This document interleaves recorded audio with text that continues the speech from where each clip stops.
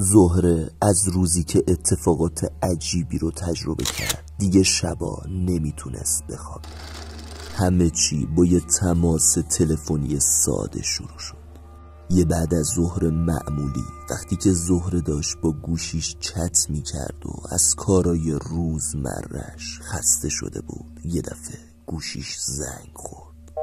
یه شماره ناشناس بود، اما زهره جواب داد و اون فرد ناشناس گفت سلام زهره.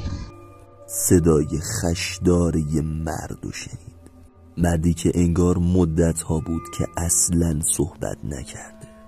یه حس عجیبی توی صداش بود، یه چیزی مثل ترس و درد. زهره که یکم گیج و نگران شده بود گفت بله بفرمایید. مرد ناشناس جواب داد من یه چیزی دارم که باید بهت بگم، یه چیزی که نمیتونم توی دل خودم نگه دارم. حرفای مرد یه دفعه قطع شد، انگار میترسید حرفاشو ادامه بده. زهره توی دلش فکر کرد که شاید یه شوخی باشه، شاید کسی میخواد امتحانش کنه یا یه چیزی شبیه به این. اما وقتی که مرد ادامه داد صداش ترسناکتر شد. من به تو خیانت کردم با کسی که خیلی دوستش داشتم، اما نمیتونم بهش بگم، نمیتونم باهاش روبرو بشم. هیچ وقت نتونستم.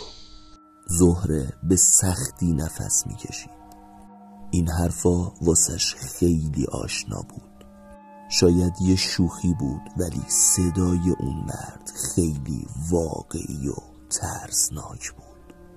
زهره سعی کرد که ترس خودشو مخفی کنه و گفت خواهش میکنم میشه بگید شما کی هستین؟ من متوجه قضیه نشدم. مرد بعد از چند ثانیه سکوت گفت تو رو میخوایم، اینجا نیستی ولی ما تو رو میخوایم.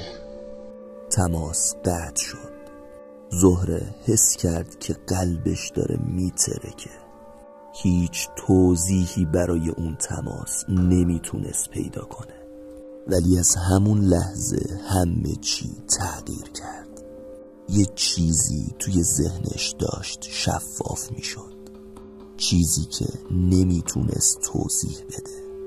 چند روز بعد وقتی که از سر کار برگشت یه چیز عجیب پیدا کرد. یه پاکت نامه سفید بدون هیچ اسم و آدرسی. اون پاکت دقیقاً جلوی در خونش افتاده بود. پاکت رو برداشت و در خونه رو باز کرد. داخل پاکت فقط یه برگه کاغذ بود که با خط عجیبی روش نوشته شده بود حقیقت همیشه سنگین تر از دروغ هاست. هر چیزی که پنهان میکنی یه روزی خودشو نشون میده. زهره با ترس به نامه خیره شده بود. هیچ نشونه ای از فرستنده نامه وجود نداشت. حس میکرد یه چیز خاصی درباره این نامه وجود داره. سراغ موبایلش رفت و با استرس دکمه ها رو فشار میداد و میگشت تا شاید پیامی از فرستنده نامه پیدا کنه. همون شب وقتی که روی تخت خوابش دراز کشیده بود یه صدای عجیب از آشپزخونه شنید. انگار یه نفر داشت قدم میزد. زهره با ترس از تخت بلند شد و آروم به سمت آشپزخونه رفت. هیچ کسی اونجا نبود، اما وقتی چشمش به یخچال افتاد تمام وجودش لرزید. در یخچال باز بود و یک کاغذ سفید داخلش بود که روش نوشته شده بود چرا به کسی نگفتی؟ زهره نفس عمیقی کشید و دستشو روی قلبش گذاشت. یعنی این نامه از کجا اومده؟ از اون روز به بعد همه چی بدتر شد. صبح که از خواب بیدار می شد احساس می کرد که چند نفر دارن بهش نگاه می کنن. انگار همیشه یه چیزی یا کسی اطرافش بود. توی آینه ها چهره هایی که نمیشناخت و میدید.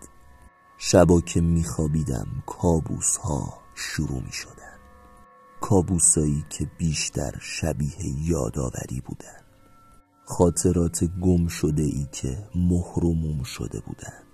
یکی یکی به ذهنش برمیگشتن. هر روز رازهای بیشتری برای زهره فاش میشد. حقایق مثل سیل به سمتش می اومدن و هیچ راه فراری نداشت. اما بدترین چیز اعترافات شبانه بود. موقعی که چشمای خودشو توی آینه میدید، صدای مردمو میشنید. صدای گناهان دیگران توی سرش پیچیده بود و هیچ وقت نمیتونست از این صداها فرار کنه. بدترین لحظه هم زمانی بود که مامانش به دیدنش اومد. در حالی که مامانش همیشه لبخند میزد و آروم بود، اون روز یه چیز متفاوت توی چهرش بود. زهره توی چشمای مامانش نگاه کرد و اون لحظه حقیقت وحشتناکی رو شنید. من به پدرت خیانت کردم یه شب با یه مرد دیگه، اما تو هیچ وقت نباید بفهمی. زهره با شوک و وحشت از جاش پرید. به مامانش خیره شد. یه چیزی توی چشمای مامانش بود که انگار این آخرین دیدارشونه. روز بعد وقتی که زهره از خواب بیدار شد، مامانش ناپدید شده بود. هیچ کسی از اون خبری نداشت.